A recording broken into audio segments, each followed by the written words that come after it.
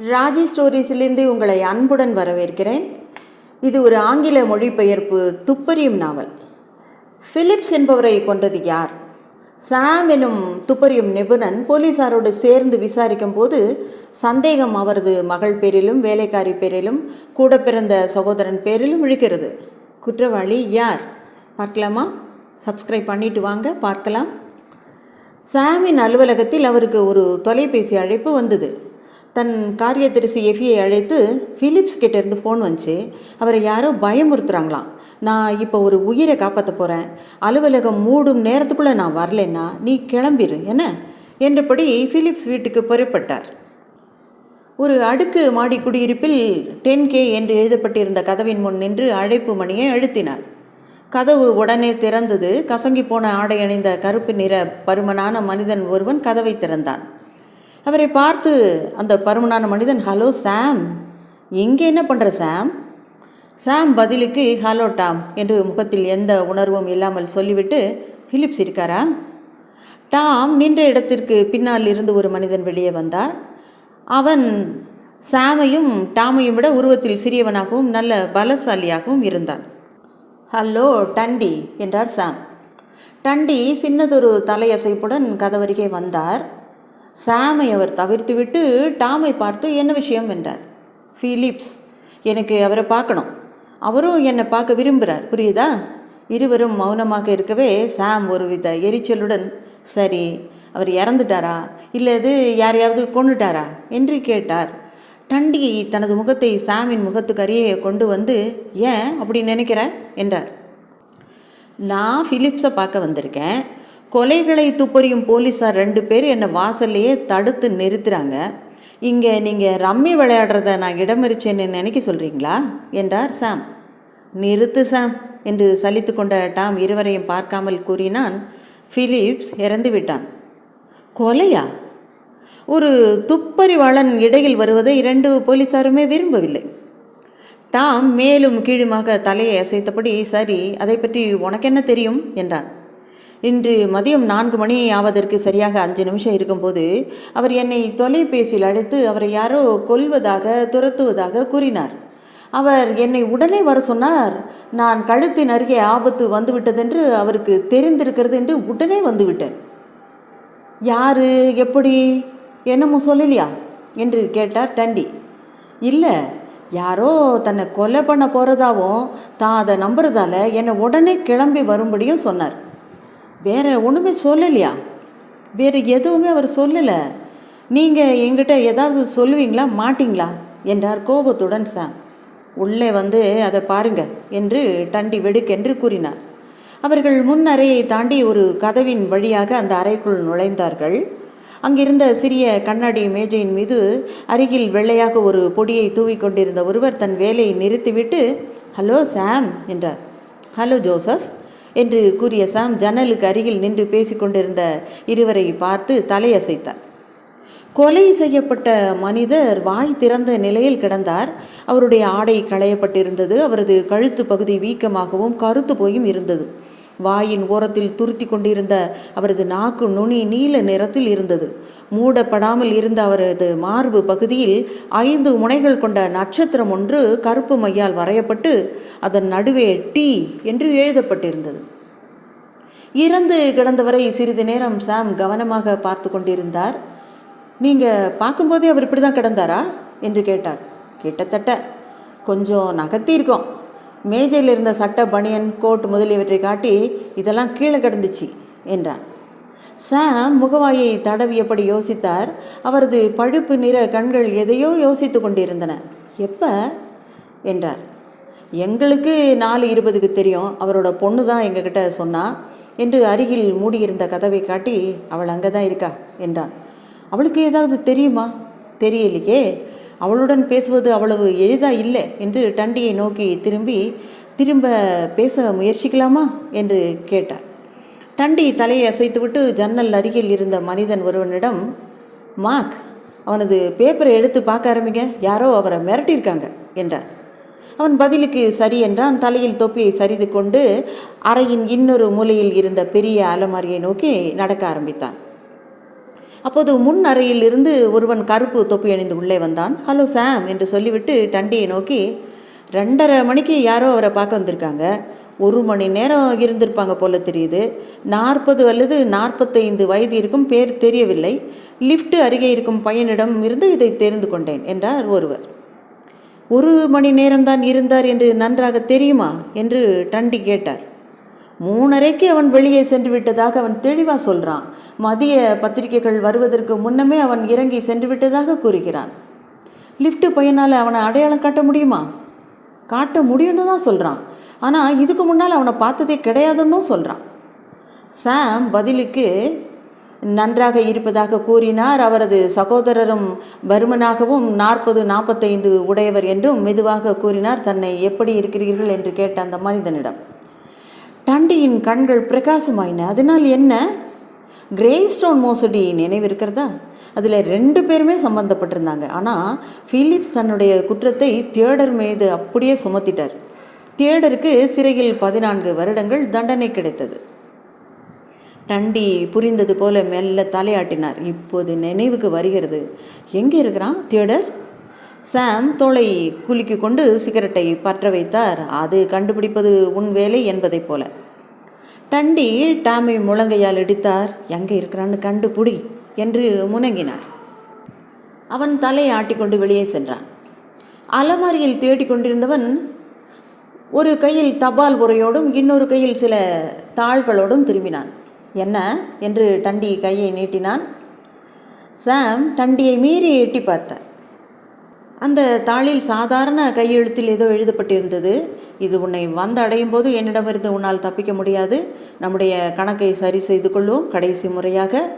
கையெழுத்துக்கு பதிலாக இறந்து கிடந்தவரின் மார்பில் இருந்தது போல நட்சத்திரத்துக்குள் டி என்று போட்டிருந்தது. மீண்டும் டண்டி கையை நீட்ட அவனிடம் தபால் உரை கொடுக்கப்பட்டது. அதன் முத்திரை பிரெஞ்சு மொழியில் இருந்தது. முகவரி தட்டச்சு செய்யப்பட்டிருந்தது.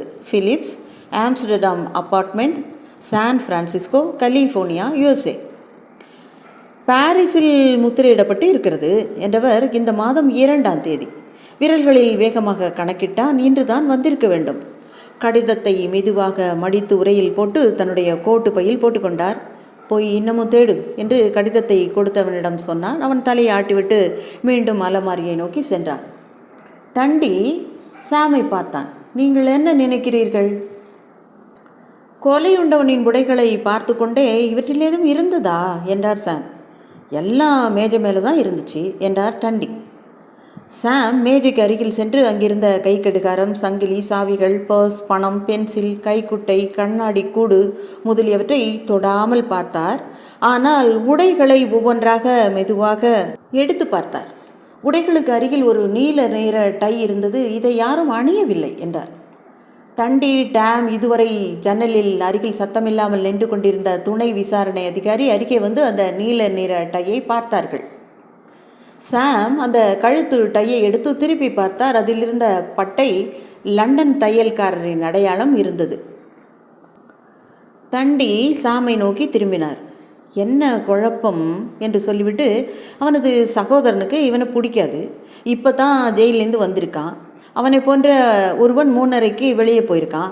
25 நிமிடங்களுக்கு பின்னர் தன்னை யாரோ மிரட்டுவதாக உங்களுக்கு தொலைபேசியில் சொல்லியிருக்கான். அதன் பிறகு அரை மணி நேரத்துக்குள்ளே அவனுடைய மகள் வந்தபோது அவன் கழுத்து நெறிப்பட்டு இறந்து போய் கிடக்கிறான் என்று சடலத்தின் மீது தன்னுடைய விரல்களால் குத்தி, சரியா என்றார். யாரோ ஒரு ஆண் தான் கழுத்தை நெறித்திருக்க வேண்டும் என்றான் உள்ளே வந்தவன். கைகள் மிக பெரியதாக இருக்க வேண்டும். அலமாரியில் தேடிக்கொண்டிருந்தவன் இன்னொன்றும் இருக்கிறது என்று கூறினான். மேஜையின் அருகில் இருந்த 5 அவனை நோக்கி திரும்பினார்கள். அவர்கள் பார்ப்பதை கவனிக்காதது போல அவன் வாசிக்க ஆரம்பித்தான். அன்புள்ள பிலிப்ஸ், என்னுடைய பணம் வேண்டும் என்று நான் கேட்பது இதுவே கடைசி முறை. அடுத்த மாத ஆரம்பத்தில் முழு தொகையையும் எனக்கு கொடுக்க வேண்டும். இல்லையென்றால் நான் என்ன செய்வேன் என்பது உனக்கு நல்லாவே தெரியும். விளையாடுகிறேன் என்று மட்டும் நினைக்காதே. உண்மையுள்ள டேனியல் டால்போட். அவர் சிரித்தார். இன்னொரு டீ உரையை எடுத்து பார்த்தார். சாம் டண்டியுடன் சென்று கடிதத்தை பார்த்தார். நல்ல தரமான தாளில் நீல மையில் எழுதப்பட்டிருந்தது. முகவரியும் அப்படியே எழுதப்பட்டிருந்தது. சாய்வான இந்த எழுத்துக்கள் முந்தைய கடிதத்தின் கையெழுத்திலிருந்து வெகுவாக வேறுபட்டிருந்தது. இப்போதுதான் நாம் சரியான பாதையில் செல்கிறோம் என்று சாம் கூறினார். டண்டி பொறுமை இல்லாமல் நமக்கு தெரிஞ்சதை மட்டும் பேசுவோம் என்றார். சரி, அப்படியே. அப்போ நமக்கு தெரிஞ்சது என்ன?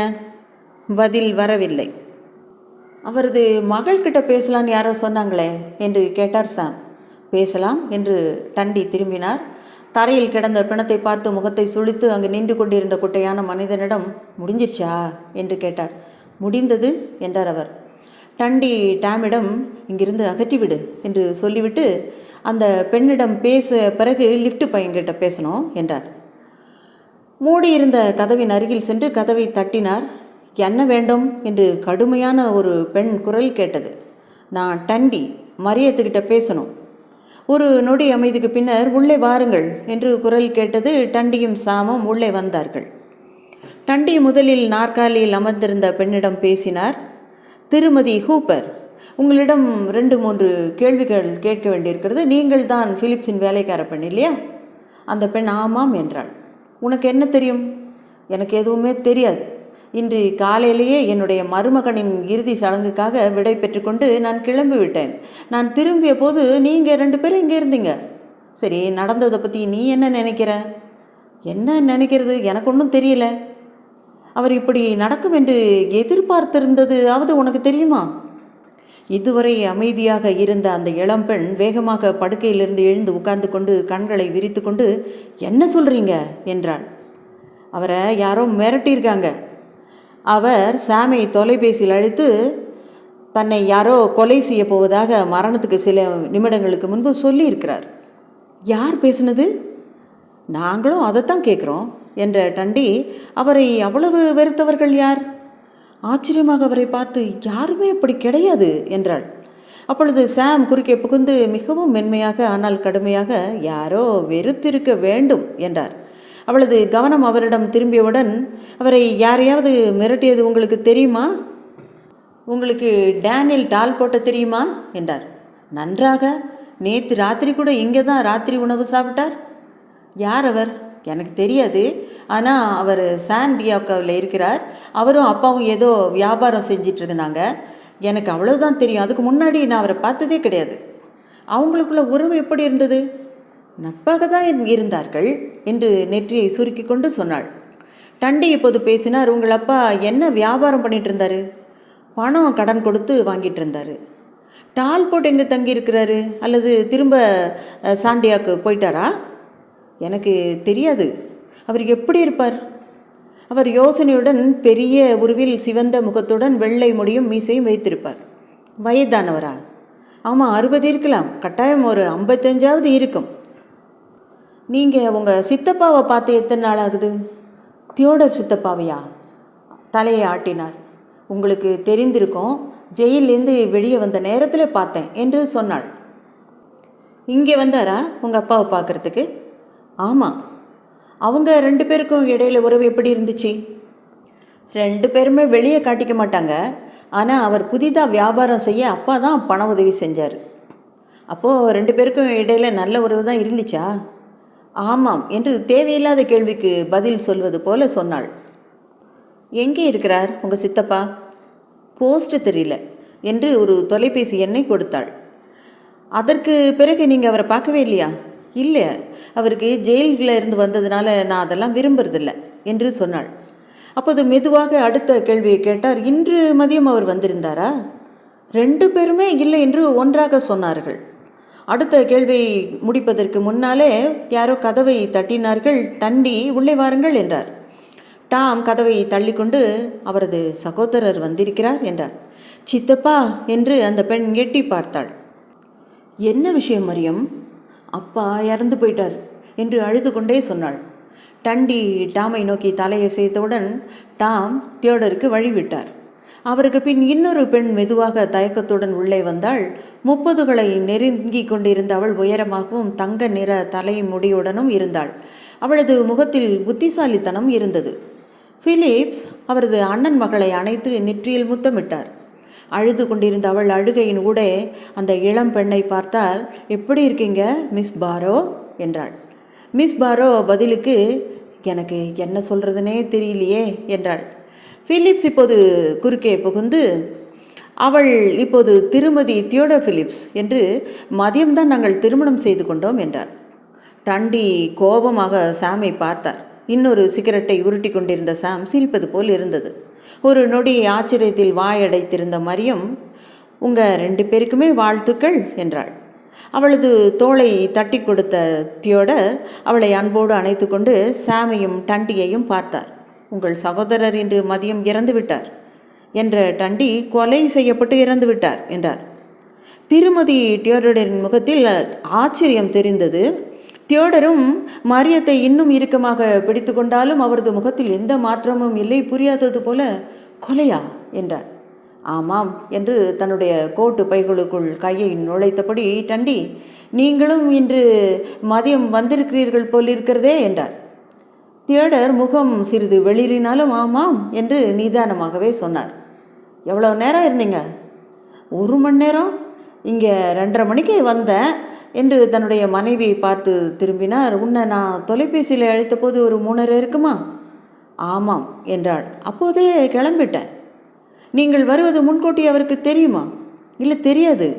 நான் அவருடைய ஆஃபீஸுக்கு ஃபோன் பண்ணி கேட்டுட்டு அப்புறம்தான் அவங்க வீட்டுக்கு போயிட்டு தான் சொன்னதுனால நான் அவரை வீட்டுக்கு பார்க்க வந்தேன். எங்கள் திருமணத்துக்கு வர சொன்னேன், முடியாது அப்படின்னுட்டார். யாரையோ எதிர்பார்ப்பதாக சொன்னார். நானும் அவரும் பேசி கொண்டிருந்ததில் நேரம் போனதே தெரியவில்லை. எனவே நான் எலிசை நேராக முனிசிபல் அலுவலகத்துக்கு வர சொல்லி தொலைபேசியில் சொல்லிவிட்டேன். சிறிது யோசித்துவிட்டு டண்டி, எப்போது அலுவலகத்தில் சந்தித்தோம் என்று மீண்டும் தன்னுடைய மனைவியை பார்த்தார் தியோடர். 3:45 மணி இருக்கும். நான் முதல்லே வந்துட்டேன், எனவே மணியை பார்த்துட்டே இருந்தேன் என்றாள் அவள். தியோடர் தெளிவாக பேசினார். 4 மணி ஆகி சில நிமிடங்கள் கழித்தே திருமணம் நடந்தது. 10 நிமிடங்கள் நாங்கள் நீதிபதிக்காக காத்திருந்தோம். அவர் இன்னொரு வழக்கை முடித்து வைத்துவிட்டு எங்கள் திருமணத்தை நடத்தினார். நீங்கள் விசாரிச்சுக்கங்க, உயர் நீதிமன்றம் 2ஆம் பகுதி என்று நினைக்கிறேன். சாம் திரும்பி டாமை நோக்கி, ஆமாம், அதை சரி பார்த்துருங்க என்றார். டாமும் சரி என்று சொல்லிவிட்டு வெளியே சென்றார். அப்படின்னா உங்களுக்கு எந்த பிரச்சனையும் இருக்காது தியோடர் என்ற டண்டி, ஆனால் விசாரணைக்கு நான் இந்த கேள்வியை கேட்க தான் வேணும். உங்கள் சகோதரர் யாரை எதிர்பார்த்துட்டு இருந்தார்? ஏதாவது சொன்னாரா? இல்லையே. யாரோ அவரை மிரட்டுறதை பற்றி சொல்லியிருக்கிறாரா? இல்லை. அவரது விஷயங்களெல்லாம் அவர் யார்கிட்டையும் பேச மாட்டார். பர்டிகுலராக என்கிட்ட எதுவுமே அப்படிலாம் பேச மாட்டார். அவரை யாராவது மிரட்டினாங்களா என்ன? நல்லா தெரியுமா? உங்களுக்கும் அவருக்கும் எந்த பிரச்சனையும் இல்லையா? தியோடர் தன்னுடைய அண்ணன் மகளை தன்னுடைய பிடியிலிருந்து விடுவித்தார். அவரது முகம் இன்னமும் வெளுத்து மஞ்சளாக இருந்தது.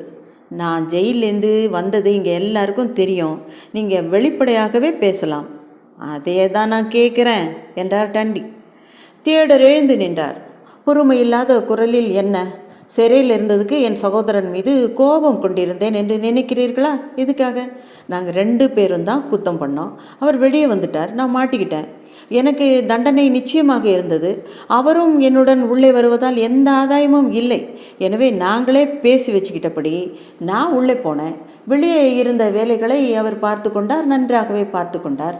அவரது வங்கி கணக்கை பார்த்திங்கன்னா, நான் ஜெயிலிருந்து வெளியே வந்த 2ஆம் நாளே என்னுடைய பேருக்கு $25,000 அவர் கொடுத்த காசோலையை பார்க்கலாம்.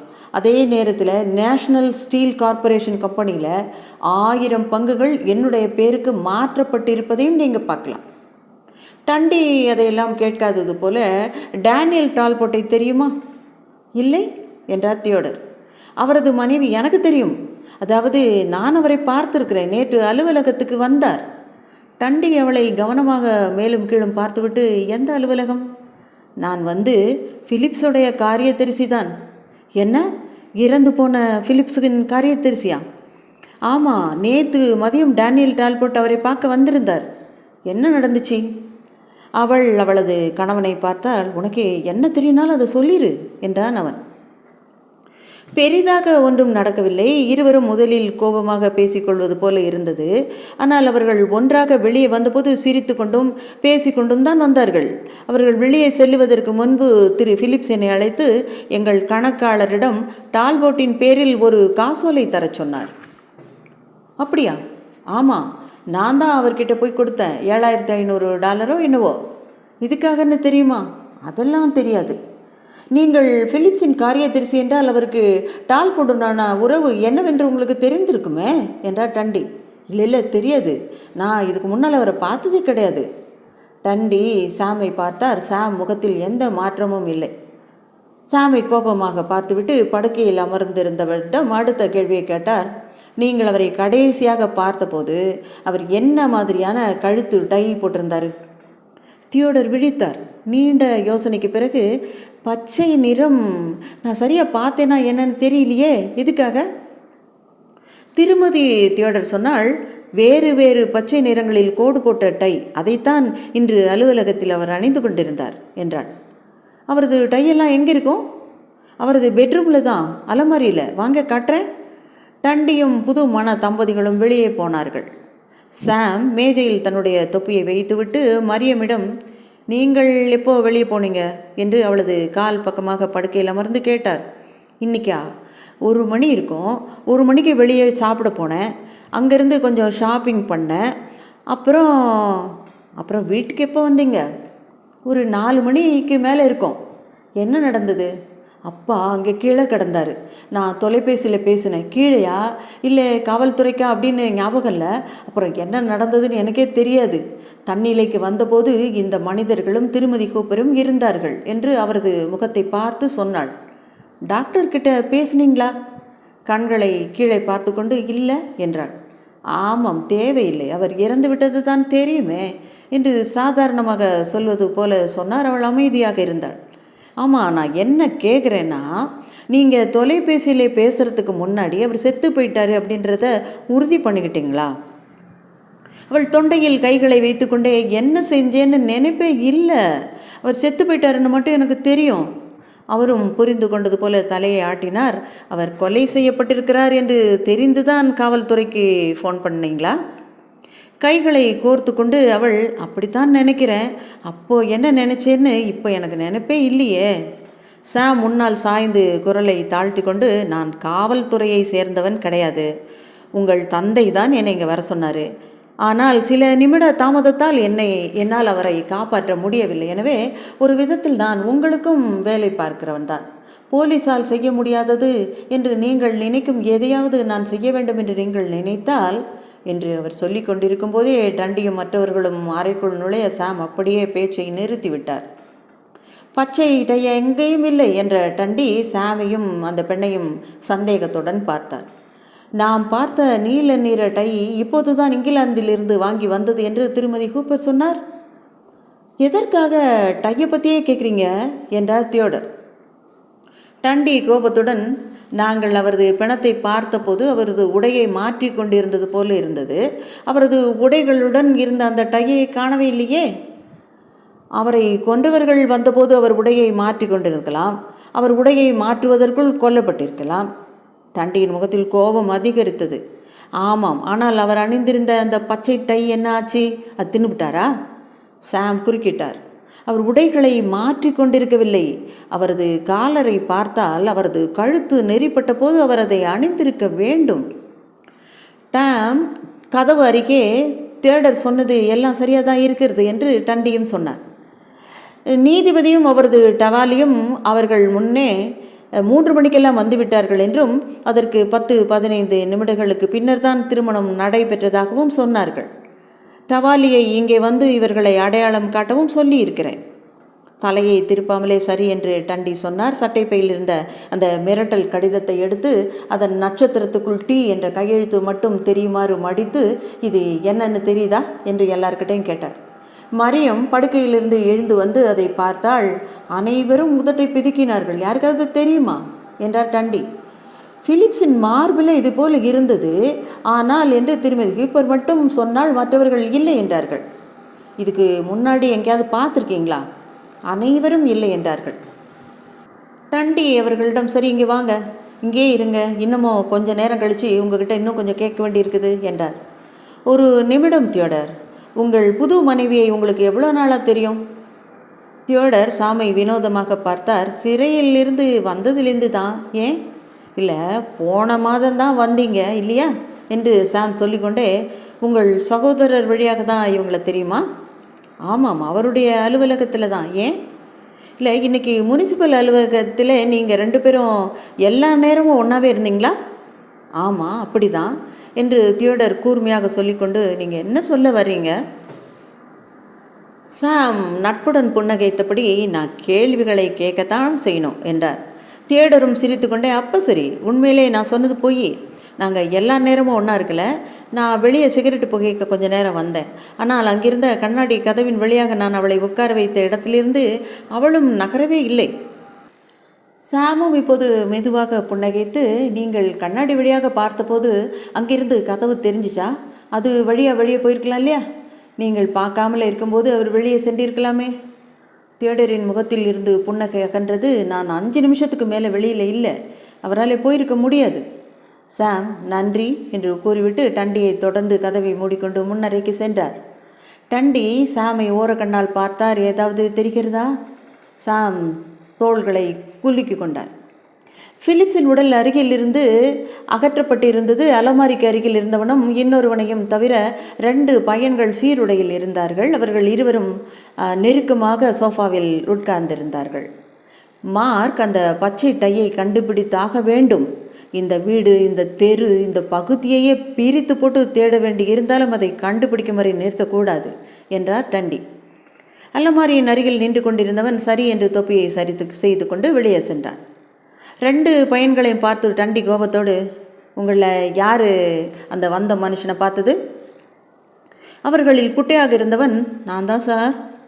டண்டி படுக்கை அறையை திறந்து வைத்து தியோடர் என்று கூப்பிட்டார். தியோடர் கதவுக்கு அருகில் வந்தார். அந்த பையனின் முகம் வெளிச்சமானது. ஆமாம் சார், இவர் தான். உட்காருங்கள் என்று டண்டி கதவை பூட்டிவிட்டு சொன்னார். பையன்கள் அவசரமாக உட்கார்ந்தார்கள். டண்டி சிறிது நேரம் அவர்களை பார்த்து கொண்டே இருந்தார். வேறு யாரும் இல்லை சார் என்றான் மற்றொருவன். அவனது முகத்தில் வலுக்கட்டாயமாக வரவழைத்து கொண்டப்பட்ட புன்னகை இருந்தது. டண்டி மிரட்டுவது போல் அவனை நோக்கி நகர்ந்தார். பொய் சொல்லாத, மரியம் பிலிப்ஸையும் நீ தானே மேலே கூட்டிகிட்டு வந்த? பெரியவன் வேகமாக தலையை ஆட்டிக்கொண்டு, ஆமாம் சார், அவங்கள நான் தான் கூட்டிகிட்டு வந்தேன். நீங்கள் வேறு யாரையோ சொல்கிறீங்கன்னு நினச்சேன் என்று சிரிக்க முயற்சி செய்தான். டண்டி அவர்களை பார்த்து, நான் என்ன நினைக்கிறேன் என்பது தேவையில்லை, நான் கேட்பதற்கு மட்டும் பதில் சொல். அவர்கள் என்றார் யார்? மரியம் மட்டும் இல்லையா? கூட வேறு யாருமாவா? அவர் முறைத்ததில் அவர்களது முகத்தில் இருந்த புன்னகை அகன்றது. தனது கால்களை பார்த்து கொண்டே, மரியம் பிலிப்ஸும் இன்னொரு மனிதரும் என்றான். எந்த மனிதர்? உள்ளே இருக்கிறாரா என்று படுக்கையறையின் கதவை காட்டினார். இல்லை இல்லை, இவர் வேறு ஒருத்தர். சரி, அவன் எப்படி இருந்தான்? பையன் கைகளை விரித்து கொண்டு, அவர் உயரமாக இருந்தார். கருப்பான முடி, மீசை, நல்ல துணி போட்டிருந்தார். கைத்தடி, கையுறை எல்லாம் போட்டிருந்தார். இளைஞரா என்றார் டண்டி. மீண்டும் தலையை மேலும் கீழுமாக ஆட்டியது. இளமையாகத்தான் இருந்தார். அவர் எப்போது இங்கிருந்து கிளம்பினார்? 5 நிமிஷத்திலே கிளம்பிட்டார். டண்டி வாயை மென்று கொண்டே, எப்போது அவர்கள் வந்தார்கள்? 4 மணி இருக்கும், 10 நிமிடங்கள் முன்ன பின்னே இருக்கலாம் என்றான். அவர்களுக்கு முன்னாடி வேறு யாராவது வந்தாங்களா? 2 பேருமே ஒன்று போல இல்லை என்று தலையாட்டினார்கள். டண்டி சாமிடம், அவளை வர சொல்லுங்க என்றார். சாம் படுக்கை அறையை திறந்து, மிஸ் மரியம், ஒரு நிமிஷம் வெளியே வரீங்களா என்றார். என்ன விஷயம்? 1 நிமிஷம்தான், வாங்க. நீங்களும் வாங்க தியோடர் என்றார். மரியம் பிலிப்ஸ் அவளது சித்தப்பாவுடன் மெதுவாக முன்னறைக்கு வந்தாள். அங்கே இருந்த லிஃப்ட் பயன்களை பார்த்தவுடன் அவளது உதடுகள் துடித்தன. டண்டியை சிறிது கவலையுடன் பார்த்தாள். உங்களுடன் யாரோ ஒரு மனிதனும் வந்தான் என்கிறார்களே, உண்மையா? மீண்டும் அவளது உதடுகள் துடித்தன. அவளது முகத்தில் தெரிந்த குழப்பத்தை மறைக்க பார்த்தாள். உங்களுடன் வந்தவன் யார்? எங்கே இருக்கான்? எதுக்கா இங்கேருந்து போனான்? ஏன் அவனை பற்றி நீங்கள் எதுவுமே சொல்லலை என்று டண்டி கடுமையான குரலில் கேட்டாள். அவள் முகத்தை மூடிக்கொண்டு அழ ஆரம்பித்து விட்டாள். அவருக்கும் இதுக்கு எந்த சம்பந்தமும் இல்லை என்று கைகளுக்கு இடையில் இருந்து வார்த்தைகள் குளறி கொண்டு வந்தன. நல்ல மனுஷன்தான், பத்திரிகையில் பேர் வராமல் இருக்க உங்களை கொலை செய்யப்பட்ட உங்கள் அப்பாவுடன் விட்டு ஓடி இருக்கிறான் என்று டண்டி அதே குரலில் தொடர்ந்தார். முகத்தில் இருந்து கைகளை எடுத்துக்கொண்டு, அவருக்கு வேறு வழி இல்லை, அவரது ஒய்ஃப் ரொம்ப பொறாமக்காரி, என்னுடன் இருந்தார் என்று அவளுக்கு மட்டும் தெரிஞ்சிச்சுன்னா விவாகரத்து பண்ணிடுவா, அவருக்கு என்று இந்த உலகத்தில் $1 கூட இல்லை என்று அழுது கொண்டே சொன்னாள். டண்டி சாமை பார்த்தார். இதையெல்லாம் வேடிக்கை பார்த்து கொண்டிருந்த லிஃப்ட் பயன்களை பார்த்து வெளியே போங்க என்றார். அவர்கள் வேகமாக ஓடிய விட்டார்கள். யார் இந்த நல்லவன் என்று டண்டி மரியமிடம் கேட்டார். ஆனால் அவருக்கும் இதுக்கும் யார் அவன்? அவள் கீழே பார்த்து கொண்டு அவர் பேர் அலெக்ஸ் என்றாள். எங்கே இருக்கான்? செயின்ட் மார்க் ஹோட்டலில். பணக்கார பெண்களை திருமணம் செய்வதை தவிர வேற என்ன பண்ணுறாவன்? அவளது முகத்தில் சட்டென்று கோபம் கொத்தளித்தது. ஆனால் உடனே அடங்கிவிட்டது. அவர் எதுவுமே பண்ணலை என்றாள். அங்கிருந்த இன்னொருவனை நோக்கி அவனை கூட்டிட்டு வா என்று சொன்னதும் அவன் அங்கிருந்து சென்றான். மீண்டும் அவளை பார்த்து, நீங்களும் அலெக்ஸும் காதலிக்கிறீர்களா? அவளது முகத்தில் கோபம் தெரிந்தது. எதுவும் சொல்லாமல் அவரை கோபத்துடன் பார்த்தாள். உங்கள் அப்பா இறந்து போயிட்டதுனால அவனது மனைவி விவாகரத்து கொடுத்தாலும் அவனை திருமணம் செய்யும்போது உங்ககிட்ட பணம் இருக்குமே. அவள் முகத்தை மூடிக்கொண்டாள். இப்போது உங்கள் அப்பா இறந்து போயிட்டாரு, நீங்கள்? அவள் கீழே விடுவதை பார்த்து சாம் வேகமாக அவளை தாங்கி பிடித்தார். அவளை தூக்கி கொண்டு படுக்கை அறைக்கு சென்றார். திரும்ப வரும்போது படுக்கை அறையின் கதவை மூடிவிட்டு, மற்றவற்றை பற்றியெல்லாம் தெரியாது, ஆனால் இப்போ வந்த மயக்கம் நல்ல நாடகம் என்றார். எல்லாமே நாடகம் மாதிரி தான் இருக்குது என்றார் டண்டி கோபத்துடன். குற்றவாளிகள் தங்களது குற்றத்தை தாங்களாகவே ஒப்புக்கொள்ள வேண்டும் என்று ஒரு சட்டம் கொண்டு வர வேண்டும் என்று சாம் வேடிக்கையாக சொன்னார். டண்டியின் குரல் விரக்தியுடன் வந்தது. நீங்கள் ஒன்றுத்துக்கும் கவலைப்பட வேண்டாம் சாம். உங்களது கஸ்டமர் செத்து போயிட்டாரு, எனவே அவர் குறை சொல்ல போகிறது கிடையாது. ஆனால் நான் கண்டுபிடிக்கலைன்னா கேப்டன், நகர காவல்துறை தலைவர், பத்திரிகைகள் என்று ஒருத்தர் பாக்கி இல்லாமல் என்னை துரத்துவாங்களே. ஆறுதல் சொல்வது போல சாம், கவலைப்படாதீங்க, கொலைகாரனை கண்டுபிடிச்சிருவீங்க. முகத்தை தீவிரமாக வைத்துக்கொண்டு, இதற்கு மேலும் இந்த விசாரணையில் முட்டு சந்துக்களுக்குள் போய்கொண்டே இருக்க முடியாது. திருமதி ஹூப்பர் சொன்னதாக சொன்ன இறுதி சடங்கு பற்றி விவரங்களை விசாரிக்க வேண்டாமா? அந்த பெண்ணுக்கிட்டையும் ஏதோ ஒன்று சரியில்லை. ஒரு நொடி சாமை சந்தேகத்தோடு பார்த்த டண்டி டாமை சரிபார்க்க சொல்லலாம் என்றார். டாமை நோக்கி திரும்பிய சாம் விரல்களை ஆட்டிக்கொண்டே, டாம், இந்த எந்த இறுதி சடங்கும் நடக்கவில்லை என்று உறுதியாக சொல்லுவேன். நீங்கள் ஏமாந்துடாமல் நல்லா விசாரிங்க. உடனே படுக்கையறை கதவை திறந்து, திருமதி ஹூப்பர் உங்களை விசாரிக்க வேண்டும் என்றார் டாம். அவளும் வெளியே வந்து டாமிடம் பெயர், முகவரி போன்ற விவரங்களை கொடுத்து கொண்டிருக்கும் போது சாம் சோஃபாவில் அமர்ந்து புகையிலையை சுருட்டி சிகரெட்டை பிடித்து கொண்டிருந்தார். சாமிடம் கேட்டுக்கொண்டு தியேட்டர் மீண்டும் படுக்கை அறைக்கு சென்றார். டாம் எல்லாவற்றையும் குறித்து கொண்டவுடன் அவளிடம் நன்றி என்று சொல்லிவிட்டு சாம் மற்றும் டண்டியிடம் சென்று வருகிறேன் என்று சொல்லிவிட்டு அங்கிருந்து வெளியே சென்று விட்டார் விசாரிப்பதற்கு. வேலைக்காரபன் அதே இடத்திலே அசையாமல் பொறுமையுடன் நின்று கொண்டிருந்தாள்.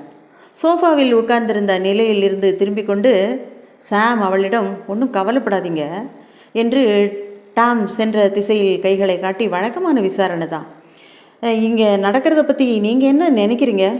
அவள் அமைதியாக ஆனால் மிகவும் உறுதியாக, இது கடவுளின் நீதி என்று நினைக்கிறேன் என்றாள். டண்டி குறுக்கும் நெடுக்குமாக நடந்து கொண்டிருந்ததை நிறுத்திவிட்டு அவளை உற்று பார்த்தார். என்ன? அவளது குரலில் உறுதி மட்டுமே இருந்தது, எந்த உணர்ச்சியும் இல்லை. பாவத்தின் சம்பளம் மரணம் என்றாள். பாவமா? ஆமாம், என்னிடத்தில் விசுவாசமாய் இருக்கிற இந்த சிறியரில் ஒருவனுக்கு இடரல் உண்டாக்குகிறவன் எவனோ அவனுடைய கழுத்தில் எந்திரக்கல்லை கட்டி சமுத்திரத்தின் ஆழத்திலே அவனை அமிழ்த்துகிறது அவனுக்கு நலமாயிருக்கும் என்றால் பைபிளின் அந்த வார்த்தைகளையும் அவள் எந்த உணர்வுமின்றி தான் மிகவும் நம்பும் அந்த ஒற்றை சொல்லை சொன்னாள். டண்டி அவளிடம், எந்த சிறியர்? அவள்தான், மரியம். அவளுடைய கண்கள் அவரை நோக்கி திரும்பி அங்கிருந்து படுக்கை அறை கதவில் சென்று நின்றது. யாரு? அவருடைய மகளா? ஆமாம், அவள் தத்தெடுக்கப்பட்ட மகள். டண்டியின் முகம் கோபத்தால் சிவந்து விட்டது. என்ன இது புதுக்கதை? அவள் அவருடைய சொந்த மகள் இல்லையா? ஆனால் அவரது கோபம் அவளது அமைதியான குரலை ஒன்றும் செய்ய முடியவில்லை. இல்லை, அவரது மனைவி வெகு காலம் உடல் நலமில்லாமல் இருந்தால் அவர்களுக்கு குழந்தை இல்லை. டண்டியின் தாடை கோபத்தை அடக்குவது போல அசைந்தது. இப்போது இன்னமும் சாதாரண குரலில், மரியம்மை அவர் என்னதான் செய்து விட்டார்? எனக்கு தெரியாது. ஆனால் உண்மை கண்டறியப்படும் போது அவளுக்கு அவளது தந்தை, உண்மையான தந்தை விட்டு சென்ற பணம் என்னவானது என்று நீங்களும் விசாரிக்க வேண்டும். சாம் குறுக்கிட்டு மிகவும் மெதுவாக, அவரது வார்த்தைகள் அவளுக்கு நன்றாக புரிய வேண்டும் என்பது போல, அதாவது அவர் அவளை ஏமாற்றினாரா என்று உண்மையிலே உங்களுக்கு தெரியாது, ஆனால் நீங்கள் சந்தேகப்படுறீங்க. அவள் தன்னுடைய கையை இருதயத்தில் வைத்து, எனது இதயத்துக்கு தெரியும் என்றாள். டண்டி சாமை பார்த்தார். சாம் டண்டியை பார்த்தார். சாமின் கண்களில் குறும்பு மின்னியது. டண்டி தொண்டையை செருமிக்கொண்டு மீண்டும் அவளை பார்த்து, அப்போ நீங்கள் இதை கடவுளின் நீதி என்கிறீர்கள் இல்லையா? ஆமாம். அவரது கண்களில் இன்னமும் சிறிய அளவில் வேடிக்கை மிச்சம் இருந்தது. இது யார் செய்திருந்தாலும் அவர்கள் கடவுளின் சார்பாக நடந்து கொண்டிருக்கிறார்கள் என்று சொல்லுகிறீர்களா? அதெல்லாம் எனக்கு தெரியாது. அவள் படுக்கை அறைக்குள் சென்று கதவை சாத்தி கொண்டாள். நெற்றியில் வழிந்த வியர்வையை கைகளால் துடைத்து கொண்டே, ச்சே, என்ன குடும்பம் இது என்றார் டண்டி. முன் கதவிலிருந்து ஒரு மென்மையான குரல் கேட்டது. என் பெயர் ஜிம். நீதிமன்ற டவாலி இங்கே வர சொல்லியிருந்தார்கள். உள்ளே வாருங்கள் என்று டண்டி பதில் கூறினார். தேடரையும் அவரது மனைவியையும் பார்த்து ஜிம் நட்புடன் புன்னகை செய்து, எப்படி இருக்கிறீர்கள் என்று கேட்டுவிட்டு, அவர்கள்தான் என்று டண்டியிடம் சொன்னார். 4 மணிக்கு 10 நிமிடங்கள் இருக்கும்போது இவர்கள் வந்தார்கள். நீதிபதி எப்போது வருவார் என்று கேட்டார்கள். 4 மணி வரை காத்திருந்துவிட்டு அதன் பின்னர் நீதிபதி இவர்களுக்கு திருமணம் செய்து வைத்தார். நன்றி என்றார் டண்டி. ஜிம் அங்கிருந்து கிளம்பினார். மீண்டும் படுக்கறைக்கு போனார்கள் தம்பதிகள். டண்டி சாமை பார்த்து, அடுத்து என்ன என்றார். சாம் உட்கார்ந்து கொண்டே, இங்கேருந்து முனிசிபல் ஆஃபீஸுக்கு 15 நிமிஷத்தில் போயிருக்க முடியாது. எனவே நீதிபதிக்கு காத்திருந்த நேரத்திலும் இங்கு வந்துவிட்டு திரும்பி இருக்க முடியாது. திருமணம் முடிந்த பின்னர் இங்கே வந்தும் கொலை செய்திருக்க முடியாது. அதற்குள் மரியமும் வந்துட்டா. சொல்லிக்கொண்டே இருக்கும்போது மரியமுடன் வந்த மனிதனை அழைத்து வர சென்றவனும் ஒரு உயரமான மனிதனும் உள்ளே நுழைந்தார்கள். அலெக்ஸ் வந்த உடனே பேச ஆரம்பித்தான். அவனது ஆங்கிலம் நன்றாகவே இருந்தது. இதை மிகவும் ரகசியமாக வைத்துக்கொள்ள வேண்டுகிறேன். இந்த விஷயம் வெளியே தெரிஞ்சால் என் வாழ்வே அழிஞ்சிடும். அநியாயமாக என்னுடைய வாழ்வை அழிச்சிடாதீங்க. எனக்கு ஒன்றுமே தெரியாது சார். நான் உள்ளத்திலும் செயலிலும் களங்கம் இல்லாதவன் மட்டுமல்ல, இந்த பயங்கரமான விஷயத்தில் எனக்கு ஒரு தொடர்மே கிடையாது சார். ஒரு நிமிஷம். யாரும் உங்கள் மீது எந்த குற்றச்சாட்டையும் சொல்லலை. நீங்கள் இங்கே வந்திருப்பது விசாரணைக்கு தேவை என்று தான் அழைத்தோம். அலெக்ஸ் கிட்டத்தட்ட அழும் நிலையில் இருந்தான். ஆனால் என்னுடைய இடத்துலேருந்து நீங்கள் பாருங்கள் சார். தேவையில்லை என்று சிறிதும் கவனியாதது போல டண்டி சொன்னாலும் அவனை பார்த்து பரிதாபப்பட்டார். இந்த நாட்டில் கொலை செய்வது விளையாட்டு கிடையாது. கொலையா? என்னுடைய கெட்ட நேரம்தான் சார் நான் இங்கே வந்தது. நான் எதுவுமே பண்ணலை சார். சரி, நீ இங்கே மரியம் பிலிப்ஸுடன் வந்தது தற்செயலானது தானா? ஆமாம் சார் என்று சொல்ல விரும்புவதை போல இருந்தாலும் அவரது வாயிலிருந்து இல்லை என்று தான் பதில் வந்தது வேகமாக. ஆனால் ஒன்றுமே நடக்கவில்லை. நாங்கள் ஒன்றாக மதிய உணவு அருந்தினோம். அவளை வீட்டில் கொண்டு வந்து விட்டேன். காக்டெயில் குடிக்க உள்ளே வரீங்களா அப்படின்னு கேட்டா. நானும் சரி அப்படின்னேன். அவ்வளவுதான் சார் என்று மீண்டும் கைகளை நீட்டினான். உங்களுக்கு கூட நடந்திருக்கலாம் இல்லையா சார் என்றவன் இப்போது சாமை பார்த்து, உங்களுக்கும் நடந்திருக்கலாம் இல்லையா சார் என்றான். சாம் பதிலுக்கு, எனக்கு நிறையா நடக்கிறதுப்பா. நீங்கள் மரியமுடன் சுற்றி கொண்டிருந்தது அவரது தந்தைக்கு தெரியுமா? நாங்கள் 2 பேரும் ஃப்ரெண்ட்ஸுன்னு அவருக்கு தெரியும். இல்லை, உங்களுக்கு ஒய்ஃப் இருக்கிறது அவருக்கு தெரியுமா? அவன் கவனமாக, தெரியும்னு நான் நினைக்கல என்றான். டண்டி, அவருக்கு தெரியாதுன்னு உனக்கு தெரியும் என்றார். அலெக்ஸ் உதடுகளை நனைத்து கொண்டு அவர் சொல்வதை மறுக்கவில்லை. அவருக்கு தெரிந்திருந்தால் என்ன நடந்திருக்கும் என்று நினைக்கிறாய்? எனக்கு தெரியாது சார். டண்டி அவனுக்கு மிக அருகில் சென்று நின்று கொண்டு பற்களை கடித்து கொண்டு, அவருக்கு தெரிந்தபோது அவர் என்ன செய்தார் தெரியுமா? அந்த இளைஞன் ஒரு அடி பின்வாங்கினான். பயத்தினால் அவனது முகம் வெளுத்து வெளியேறிது. படுக்கை அறையிலிருந்து வெளியே மரியம் பிலிப்ஸ் ஓடி வந்தாள். அவரை தொந்தரவு பண்ணாதீங்க, அவருக்கு எந்த விதத்துலையும் இதுக்கு சம்பந்தம் இல்லைன்னு சொன்னேன்ல, அவருக்கு எதுவுமே தெரியாது. இதற்குள் அவள் அலெக்ஸின் அருகில் வந்திருந்தாள். அவள் கைகளை தன்னுடைய கைகளோடு கோர்த்து கொண்டு, நீங்கள் அவருக்கு தொந்தரவு தான் கொடுக்குறீங்க. இங்கே பாருங்களேன் அலெக்ஸ், என்னை மன்னிச்சிருங்க. உங்களை தொந்தரவு செய்யக்கூடாதுன்னு தான் சொன்னேன். அலெக்ஸ் எதையோ முணங்கினான். சொல்லத்தான் செய்தீர்கள் என்ற டண்டி சாமை பார்த்து, சாம் இப்படியும் இருக்கலாமோ? பிலிப்ஸ் அவரது மனைவியை பற்றி தெரிஞ்சிட்டாரு. உடனே அவங்க மதிய உணவை சாப்பிட்டுட்டு வந்தவுடன் அவர்களை சந்திக்க வீட்டுக்கு முன்னாலே வந்து காத்துட்டு இருந்திருக்காரு. அவங்க வந்த உடனே அவனது மனைவியிடம் சொல்வதாக மிரட்ட அலெக்ஸ் அவரது கழுத்தை நெரிச்சு கொண்டு இருக்கலாம் இல்லையா என்று ஓர கண்ணால் அந்த பெண்ணை பார்த்து கொண்டே, இன்னொரு முறை மயக்க நடனம் போடுறாதம்மா என்றார். அதை கேட்டவுடன் அலெக்ஸ் கோபத்துடன் கத்திக்கொண்டே டண்டியின் மீது பாய்ந்து தன்னுடைய விரல்களால் அவரை பிராண்டினான். ஓ என்ற டண்டி அவனது முகத்தில் முஷ்டியால் ஓங்கி குதினார். பின்பக்கமாக சென்று அங்கிருந்த நாற்காலியில் மோதி அவன் கீழே விழுந்தான். டண்டி அவனை இங்கிருந்து அழைத்து செல், அவன் ஒரு சாட்சி என்றார். அவனை அழைத்து வந்தவனும் சரி என்று சொல்லிவிட்டு தரையில் கிடந்த அவனை தூக்கிவிட சென்றான். மரியம் கதவை மூடவில்லை என்பதால் படுக்கை அறையிலிருந்து தியோடர், அவரது மனைவி திருமதி கூப்பர் ஆகியோர் எல்லாருமே வெளியே வந்துவிட்டாங்க. மரியம் கோபத்துடன் கால்களை தரையில் உதைத்து கொண்டே மிரட்டுவது போல டண்டியை பார்த்து, உங்கள் மீது கேஸ் போடுவேன், உங்களுக்கு இது எந்த ரைட்ஸுமே கிடையாது என்று பேசிக்கொண்டே சென்றாள். யாரும் அவள் பேசுவதை கவனிக்கவில்லை. அலெக்ஸை எழுப்பி அவனை கைத்தாங்களாக அழைத்து செல்வதைத்தான் அனைவரும் பார்த்து கொண்டிருந்தார்கள். அவனது மூக்கிலும் வாயிலும் ரத்தம் வழிந்து கொண்டிருந்தது. ஒன்றும் நடக்காதது போல தன்னுடைய பையிலிருந்து ஒரு வெள்ளை தாளை எடுத்துக்கொண்டு டண்டி மரியமிடம், இங்கிருந்து செய்யப்பட்ட அனைத்து தொலைபேசி எண்களும் இதில் இருக்கிறது, உங்களுக்குள் தெரிந்த எண் அப்படின்னா சொல்லுங்கள். முதல் எண்ணை வாசித்தார். அது கறிக்கடைக்காரரோடது, காலையில் கிளம்புறதுக்கு முன்னாடி நான் தான் பேசினேன் என்றார் திருமதி கூப்பர். டண்டி வாசித்த அடுத்த எண் மளிகை கடைக்காரரோடது, இதையும் அவளே தான் சொன்னாள்.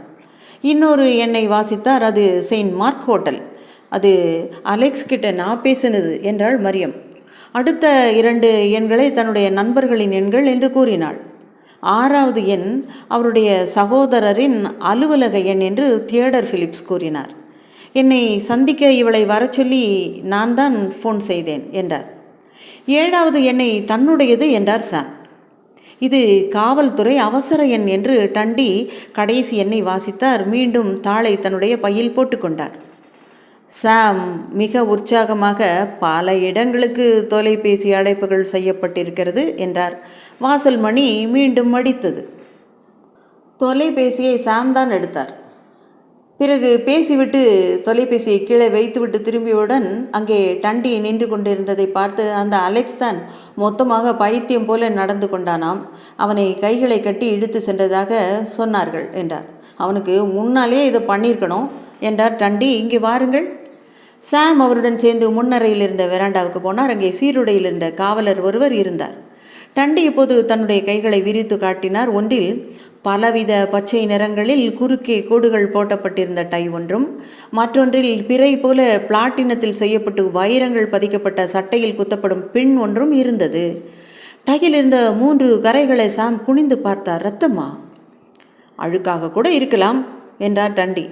பத்திரிகை ஒன்றில் சுற்றப்பட்டு அங்கே குப்பைக்குள் கிடந்ததை இவர்தான் பார்த்தாராம். சீருடை அணிந்த காவலர் பெருமையாக, ஆமாம் சார், அங்கே தான் எல்லாம் சுருட்டப்பட்டு என்று ஆரம்பித்த அவர் யாரும் கவனிக்கவில்லை என்றதும் அப்படியே நிறுத்திவிட்டார். இரத்தமாகத்தான் இருக்க வேண்டும் என்றார் சாம். அதை மறைக்க முயற்சி செய்ததற்கு அதுவே காரணமாக இருக்க வேண்டும். போய் இங்கே எல்லார்கிட்டையும் பேச வேண்டி இருக்கிறது. டண்டி பையில் டையை திணித்து கொண்டு இன்னொரு கையில் பின்னை வைத்து கொண்டு பைக்குள் கையை விட்டு கொண்டார். சரி, இதை ரத்தம் என்றே சொல்லலாம். அவர்கள் மீண்டும் முன்னறைக்கு போனார்கள். அங்கே டண்டி ஒவ்வொரு அறையாக பார்த்தார். அவருக்கு ஒருவரையுமே பிடிக்கவில்லை. கையில் இருந்த பின்னை முதலில் வெளியே எடுத்து கையை நீட்டி அனைவருக்கும் தெரிவது போல காட்டி, இது என்ன என்று அனைவரிடமும் கேட்டார். இது அப்பாவோட பின். அப்படியா? இன்று அவர் அணிந்திருந்தாரா?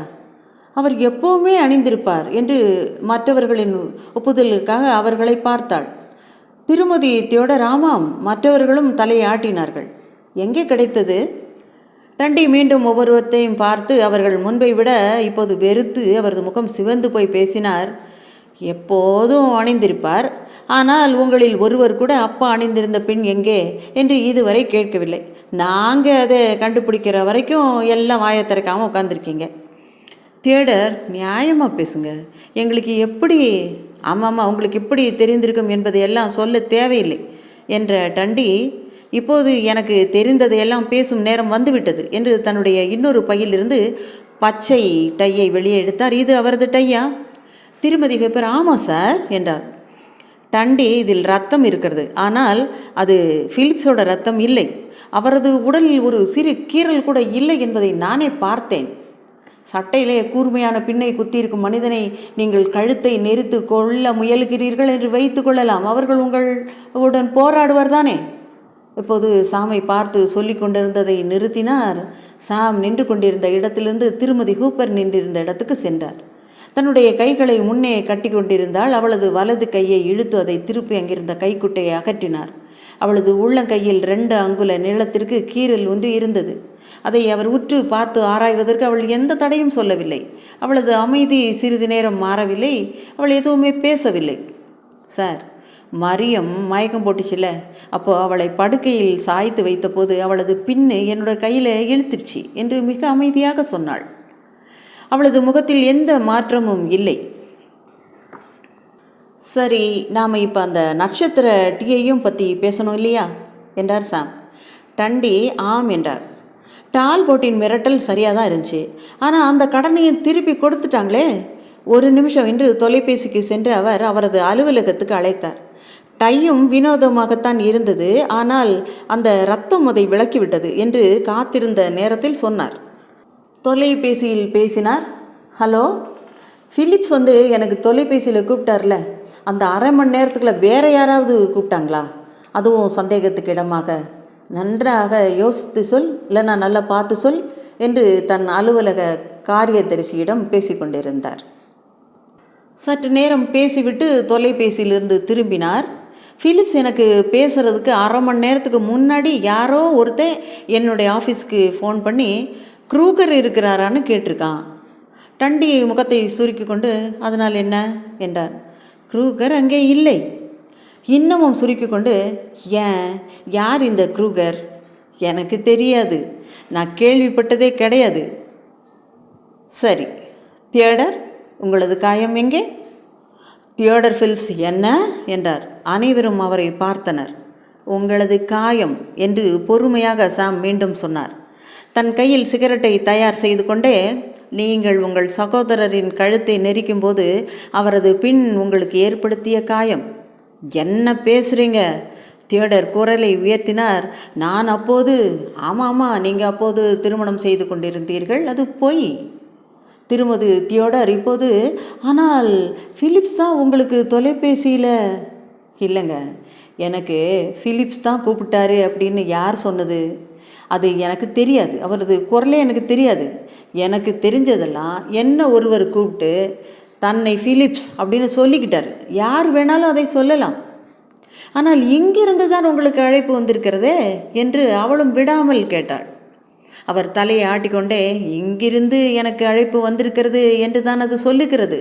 அரை மணி நேரம் முன்பு க்ரூகர் என்பவரை கேட்டு எனது அலுவலகத்துக்கு தொலைபேசி அழைப்பு வந்திருக்கிறது என்று தியோடர் ஃபிலிப்ஸை நோக்கி, உங்களை சந்திக்க வருவதற்கு முன் இங்கிருந்து ஒரு முறை அவர் என்னுடைய அலுவலகத்துக்கு புத்திசாலித்தனமாக பேசியிருக்கிறார். அவர் க்ரூகர் என்று கேட்டதுதான் இங்கிருந்து பேசிய அழைப்பு. அவள் தன்னுடைய நீல கண்களால் சாமையும் அவளது கணவனையும் பார்த்தாள். அவளது கணவன் சாதாரணமாக, எல்லாம் போய், உனக்கு தெரியுமா? சாம் அவரை பேச விடவில்லை. நீதிபதிக்கு காத்திருக்கும்போது அவர் புகைப்பிடிக்க போனார் இல்லையா, அங்கே ஒரு பொது தொலைபேசி இருப்பது அவருக்கு தெரியும். அவருக்கு தேவைப்பட்டது அந்த 1 நிமிஷம்தான் என்று தன்னுடைய சிகரெட்டை பற்ற வைத்தார். தியோடர் பொய் என்றார். நான் ஏன் ஃபிலிப்ஸை கொல்லணும் என்று அவரது மனைவியை பார்த்து சிரிக்க முயன்றார்.